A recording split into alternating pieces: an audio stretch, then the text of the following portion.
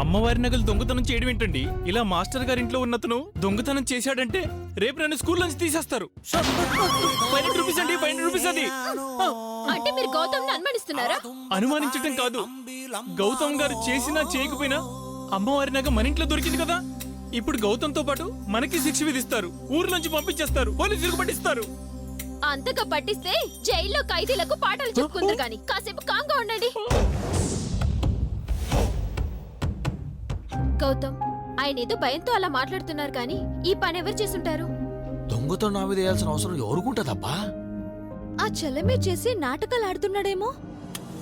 లేదు రేవతే, మన suicide episode చూసి వాడు ఎట్టాలాడిపోయినాడు నువ్వు చూసున్నావు కదా. వాడు కాదు రేవతే. మరి ఇంకెవరు చేసుంటారు?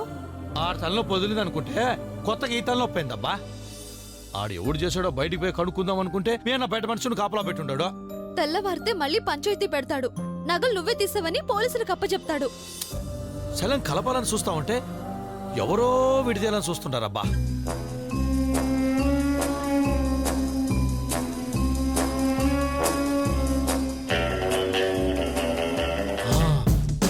ఈ గోల్ నుంచి బయటపడాలంటే మళ్ళీ మనం శలం సాయాన్నే తీసుకోవాలా. ఎలా?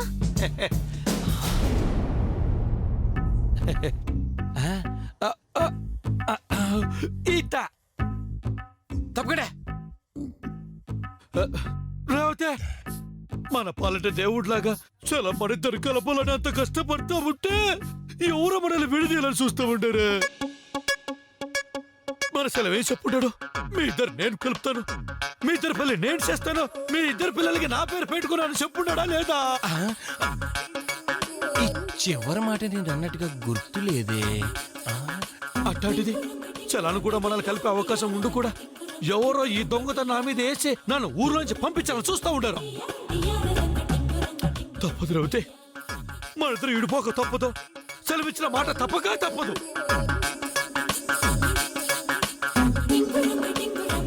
మీకు తెలీదండి, చెల్లం ఏదో ఒకటి చేసి మనల్ని కలుపుతాడు. మనల్ని కలపడం కోసం వచ్చిన దేవుడండి చెల్లం. దేవుడే, కానీ దేవత నగలు పోయాయంటే దేవుడు మాత్రం ఏం చేస్తాడు? చేస్తాడు,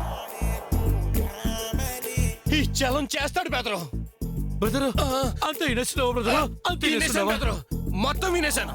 మీకోసం నేనున్నాను. ఈ నగ నువ్వు చేయగలిగింది ఏముందిలే గాని మేమిద్దరం కలవడం కుదరదులే గాని ఇదిగో రేవతి నువ్వే పెళ్లి చేసుకొని హాయిగా ఉండు. అంతే అంటవా?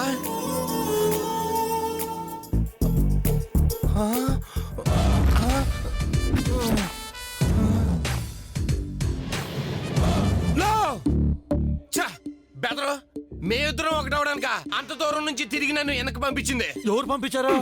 ఎవరు ఏంటంటే ఇప్పుడు చెప్పడం చాలా కష్టం బెదరు. అది 3 ఎపిసోడ్లు కదా, ఇప్పుడు మళ్ళీ చెప్తే రిపీట్ చేసినట్టు అయింది. ఇదిగో మీరు మాత్రం అసలు ఏమి టెన్షన్ పడమాకండి. నేను వెళ్ళి అక్కడ వీలైతే చక్రాన్ని వెనక్కి తిప్పించైనా సరే అసలు దొంగతనం చేసింది ఎవరో కనుక్కొని వచ్చేస్తాను. ఓకేనా? చక్రం ఏంది? అబ్బా చెప్పాను కదా బెదరు, అచ్చం మన చేతికి పెట్టుకున్న వాచి లాగా ఉంటదని. ఇప్పుడు ఆ మ్యాటర్ చెప్తూ కూర్చుంటే చాలా టైం అయిపోతుంది. అవతల నాకు మీటింగ్ టైం అయిపోయింది. ఆయన అడిగేసి వస్తాను, వస్తా. ఎప్పుడు పడితే రావడానికి కష్టం అవుతుంది. నువ్వేంటి బెదరు, నీకేదో కష్టం అన్నట్టు చెప్తున్నావు ఏంటి? అసలు కష్టమే లేదు. ఇదిగో ఇలా వంగుని 3 సార్లు పిలిచానంటే సెట్టానికి నుంచి ఆయన వచ్చేస్తాడు. వస్తారే, పెద్దోళ్ళకి తెలియదు. అయ్యయ్యో, వెళ్ళిపోతున్నాడండి. బుద్ధి బుద్ధి తక్కువ ఎట్ట చెప్పున్నాను. ఇట్లా వీడు ఊట శ్మశానికి పోతాడని తెలుసుంటే అసలు ఈ గడ్డ వేసుండేవాడిని కాదు, నేను వేరే ఏదైనా ఆలోచించుండేవాడిని. ఇప్పుడు బాధపడే ప్రయోజనం ఏంటండి? ఏం చేద్దామండి? ఏం చేస్తాను, బయట మీ అన్న మనుషులు కాపలా కాస్తా ఉంటారు. ఎట్ట పోవాలా, ఏం చెయ్యాలా?